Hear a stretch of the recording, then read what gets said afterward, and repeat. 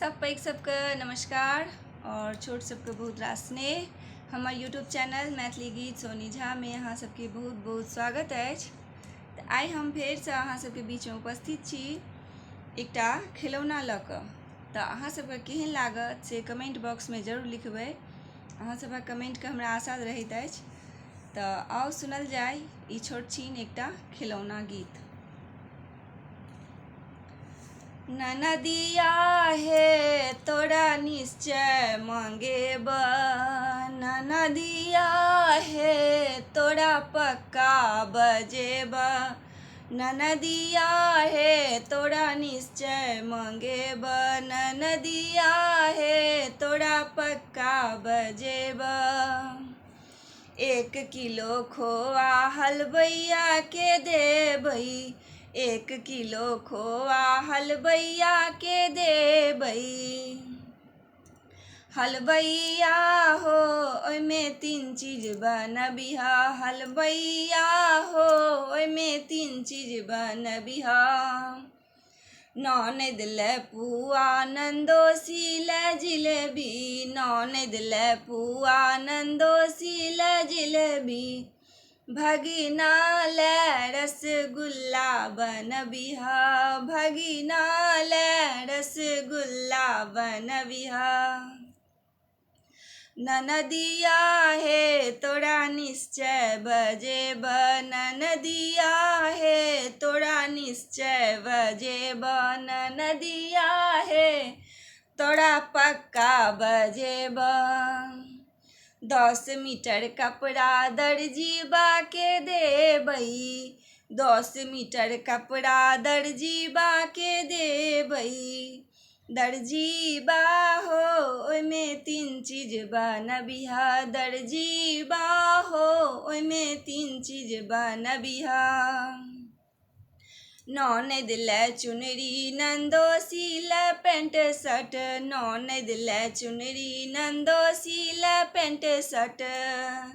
भगिना ले सफारी बनबिहा, भगिना ले सफारी बनबिहा। ननदिया हे तोरा निश्चय मांगेब, ननदिया हे तोरा पक्का बजेब, ननदिया हे तोरा निश्चय बजेब। 1 भरी सोना हम सोनरा के देबै, 1 भरी सोना हम सोनरा के देबै। सोनरा हो ओइमे 3 चीज बनबिहा, 1 भरी सोना हम सोनरा के देबै, 1 भरी सोना हम सोनरा के देबै। सोनरा हो ओइमे 3 चीज बनबिहा, सोनरा हो ओइमे 3 चीज बनबिहा। ननद ले झुमका नंदोसी ले अंगूठी, ननद ले झुमका नंदोसी ले अंगूठी। भगिना ले एकटा चेन्हो बनबिहा, भगिना ले एकटा चेन्हो बनबिहा। ननदिया हे तोरा निश्चय बजेब, ननदिया हे तोरा पक्का मंगेब, ननदिया हे तोरा निश्चय बजेब।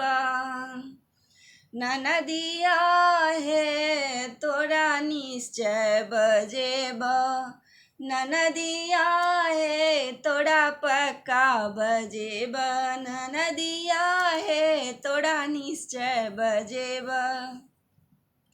ननदिया हे तोरा निश्चय बजेब, ननदिया हे तोरा निश्चय बजेब।